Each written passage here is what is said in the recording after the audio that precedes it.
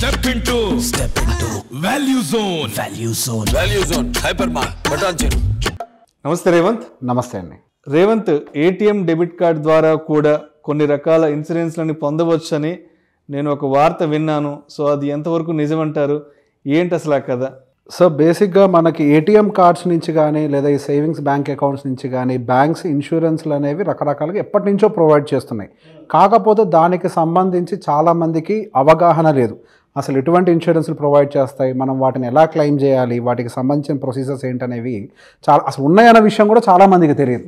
So బేసిక్గా ఇంతకుముందు మనకి క్రెడిట్ కార్డ్స్ గురించి ఎక్కువ మాట్లాడుతూ ఉండేవాళ్ళం. క్రెడిట్ కార్డు లెవెల్ని బట్టి వాటి యొక్క ఏఎంసీలు ఉంటాయి, వాటి యొక్క బెనిఫిట్స్ ఉంటాయని చెప్పేసి మనం ఎక్కువ క్రెడిట్ కార్డ్స్ గురించి మాట్లాడుతూ ఉండేవాళ్ళం.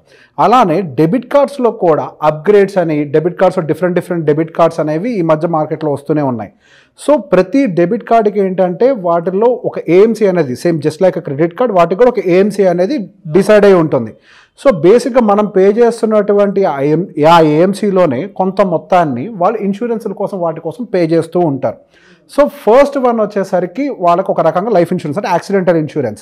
ఇఫ్ బై ఎనీ ఛాన్స్ ఏదైనా యాక్సిడెంట్లో కనుక ఒక వ్యక్తి చనిపోయినట్లయితే ఆ డెబిట్ కార్డ్ లిమిట్లో ఏదైతే వాళ్ళ నామ్స్ ప్రకారం ఎంత అనేది యాక్సిడెంటల్ ఇన్సూరెన్స్ అనేది ఉంటుందో అంత మొత్తాన్ని వాళ్ళ ఫ్యామిలీకి అప్పచెప్తూ ఉంటారు. కాకపోతే ఎప్పుడైనా కానీ మీరు ఆ డెబిట్ కార్డ్ తీసుకున్న తర్వాత అసలు దానికి ఎంత ఇన్సూరెన్స్ అనేది క్లెయిమ్ ఉంటుంది, సో ఫస్ట్ దాన్ని మనం ఎలా రిజిస్టర్ చేసుకోవాలి, సో ఈ ప్రొసీజర్స్ అన్నీ కూడా తెలుసుకొని ముందు ఆ ప్రొసీజర్స్ని కంప్లీట్ చేసుకోండి. అవి చేయకపోతే మళ్ళీ వాటిని ఎట్లా క్లెయిమ్ చేయాలన్న విషయాన్ని కూడా మనం కన్ఫ్యూజన్లో ఉంటాం. సో దాని తర్వాత ఇంకొకటి వచ్చేసరికి ఎయిర్ యాక్సిడెంట్స్ అంటే విమాన ప్రయాణాల్లో ఎటువంటి ఏదైనా యాక్సిడెంట్ జరిగినట్లయితే దాని నుంచి కూడా ఇన్సూరెన్స్ వస్తూ ఉంటుంది. కాకపోతే కొన్ని కంపెనీస్ ఏంటి అని అంటే మీరు ఏదైతే ఎయిర్ టికెట్ బుక్ చేసుకుంటున్నారో ఆ టికెట్ ఆ డెబిట్ కార్డ్ నుంచి బుక్ చేసుకున్నట్లయితేనే మేము దాన్ని అమలు చేస్తాము. సో ఇట్లాంటిది. సో ఎయిర్ యాక్సిడెంట్స్ని కూడా కవర్ చేసే ప్రయత్నం చేస్తూ ఉంటుంది. అన్నిటికంటే మోస్ట్ ఇంపార్టెంట్ ఏంటంటే ఫ్రాడ్ ట్రాన్సాక్షన్స్. మనం ఏదైనా ఆన్లైన్ బ్యాంకింగ్ చేయటము లేకపోతే ఆన్లైన్ ట్రాన్సాక్షన్స్ చేస్తూ ఉంటాం కదా, కొన్నిసార్లు మన డేటా అనేది బయటికి వెళ్ళిపోయినా మన డెబిట్ కార్డ్ డీటెయిల్స్ బయటికి వెళ్ళిపోయి మనకి తెలియకుండానే మన అకౌంట్లో నుంచి డబ్బులు అనేవి డిడక్ట్ అవుతూ ఉంటాయి. చాలామందికి బేసిక్గా దీని గురించి అవగాహన లేదు. నా డెబిట్ కార్డులోంచి డబ్బులు డిడక్ట్ అయిపోయాయి అన్న దాని గురించి వాళ్ళు బాధపడుతూ ఉంటారు తప్పించి దానికి కూడా కొంత మొత్తంలో ఇన్సూరెన్స్ కవరేజ్ ఉంటుందనే విషయం చాలామందికి తెలియదు. సో బేసిక్గా డెబిట్ కార్డ్స్లో కూడా ఇందాక నేను చెప్పినట్టుగా రకాలు ఉంటాయని చెప్పాను కదా. సో ఖచ్చితంగా డెబిట్ కార్డ్ తీసుకునేటప్పుడు ఈ ఫ్రాడ్ ట్రాన్సాక్షన్స్కి సంబంధించినటువంటి ఇన్సూరెన్స్ ఉందా లేదా అనేది చూసుకోవడం చాలా ఇంపార్టెంట్. ఎందుకనంటే ఇప్పుడు ఈ మధ్యలో దొంగతనాలు అనేవి ఇంటి తాళాలు పగలగొట్టి చేయట్లేదు, డైరెక్ట్గా వాళ్ళు మన ఫోన్లలోకి ల్యాప్టాప్ల్లోకి దూరిపోయి ఒక రకంగా మనలోకే దూరిపోయి వాళ్ళు మనకు తెలియకుండానే దొంగతనాలు చేస్తున్నారు. సో మన డెబిట్ కార్డుకి ఇన్సూరెన్స్ ఆ particular fraud transaction related insurance ఉన్నట్లయితే దానికి కూడా ఒక లిమిట్ అంటూ ఇస్తారు. ఆ లిమిట్ లోపల అమౌంట్ ఎంతైతే ఉంటుందో ఆ లిమిటెడ్ అమౌంట్ని మీరు క్లెయిమ్ చేసుకోవడానికి ఉపయోగపడుతుంది. సో దానికి కూడా కొన్ని రూల్స్ అండ్ రెగ్యులేషన్స్ ఉంటాయి. అవి ఎలా జరిగితే ఏంటి అనే దానికి సంబంధించి మీరే పిన్ షేర్ చేసినట్లయితే అది వర్తించదు, మీరే ఓటీపీ షేర్ చేసినట్లయితే వర్తించదు. అదంతా కాకుండా మీ ప్రమేయం లేకుండా గనక ఏదన్నా ఫ్రాడ్ ట్రాన్సాక్షన్ జరిగితే వాటికి అటువంటి ఇన్సూరెన్స్ అనేవి వాటికి వర్తిస్తూ ఉంటాయి. అలానే ఏవైనా వస్తువులు మీరు డెబిట్ కార్డ్ నుంచి కొన్నట్లయితే మనం సహజంగా ఎక్స్ట్రా ఇన్సూరెన్స్ అనేది కొన్ని తీసుకుంటూ ఉంటాం. ఏదైనా వస్తువు కనుక మన డెబిట్ కార్డ్ నుంచి తీసుకున్నట్లయితే వాటిలో ఇన్బిల్ట్ ఇన్సూరెన్స్ కూడా కవరేజెస్ కొన్ని ఉంటూ ఉంటాయి. సో బేసిక్గా మనం ఏవైతే అవి ఎలా చేస్తూ ఉంటారంటే కొన్ని బ్రాండ్స్కో లేదా కొన్ని స్టోర్స్ నుంచో వాటి నుంచి మీ ఇన్సూరెన్స్ ఫ్రీగా ఇస్తాం పలానా డెబిట్ కార్డ్ నుంచి అని చెప్పేసి ప్రమోషనల్ ఆఫర్స్ డిక్లేర్ చేస్తూ ఉంటారు. సో మనకి ఎక్కడి నుంచి అయితే ఇన్సూరెన్స్ అనేది ఎక్స్ట్రా డబ్బులు కట్టకుండా బై డిఫాల్ట్గా డెబిట్ కార్డ్ నుంచి వస్తుందో సో మనం వాటిని ఉపయోగించుకునే ప్రయత్నం చేయొచ్చు. దాంతోపాటుగా ప్రయాణంలో మనం ఏదైనా వస్తువులు డ్యామేజ్ అయినా మనం వస్తువులు పోగొట్టుకున్నా సో ఒక రకంగా ట్రావెల్ ఇన్సూరెన్స్. సో బేసిక్గా ట్రావెల్ ఇన్సూరెన్స్ అంటే రెగ్యులర్స్గా ఎలా ఉంటుంది అంటే మనిషికి ఏమైనా జరిగినా వాళ్ళ బ్యాగేజ్ పోయినా లేదా వాళ్ళ ఫ్లైట్ కానీ ఏమైనా క్యాన్సిల్ అయినా ట్రావెల్ ఇన్సూరెన్స్ కవరేజ్ ఉంటుంది. వీటిలో డెబిట్ కార్డ్స్లో ఏంటి అని అంటే ఈ కైండ్ ఆఫ్ అంటే మనిషికి ఏమన్నా అయితే హవెవర్ ఇన్సూరెన్స్ కవరేజ్ సపరేట్గా ఉంది.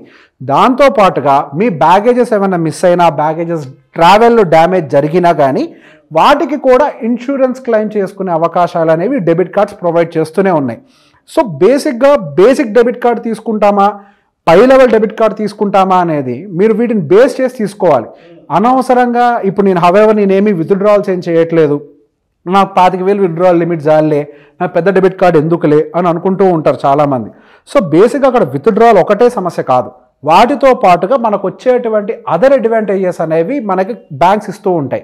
సో అదర్ అడ్వాంటేజెస్ని మనం నామినల్గా పే చేసే ఫీ తోటి వాళ్ళు ఇస్తాను అని అంటే కాదనుకోవాల్సిన అవసరం ఏముంది. ఇప్పుడు మీరు దీనికి 200 పే చేస్తున్నారు, మహా అయితే ఏం చేస్తారు, దానికి ఒక 450 పే చేస్తారు. ఈ 250 రూపాయలు ఎక్స్ట్రా పే చేయడం వల్ల మీకు దాదాపుకి 5 రకాల ఇన్సూరెన్స్ కవరేజ్లు వస్తూనే ఉన్నాయి. సో మనం జస్ట్ ఒక 250 రూపీస్ ఎక్స్ట్రా పే చేసేందుకు ప్రిఫరెన్స్ ఇచ్చుకొని ఈ కవరేజ్లు తీసుకోవడం ఉత్తమం. మనం తెలుసో తెలియకో చాలా వాటికి ఇన్సూరెన్స్లు తీసుకోము.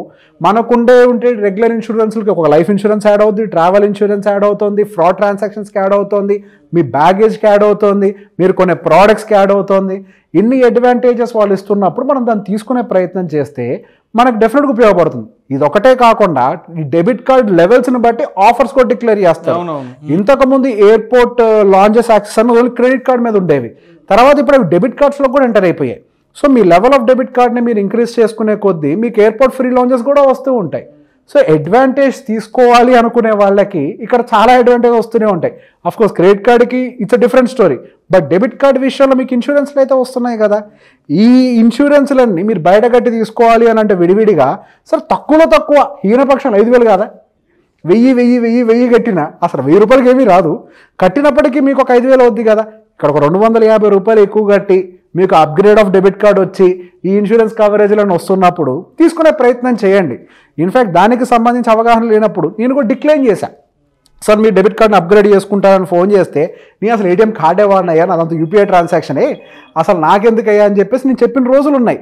ఆ తర్వాత నాకు క్లారిటీ వచ్చింది, అక్కడ డెబిట్ కార్డ్ని అప్గ్రేడ్ చేసుకోవడం అంటే విత్డ్రావల్ కోసమో కాదు, సోకో కాదు, వాటిల్లో ఉన్నటువంటి ఆ ఇన్సూరెన్స్ ప్రివిలేజెస్ని వాడుకునేందుకు ఉపయోగపడుతుంది అని.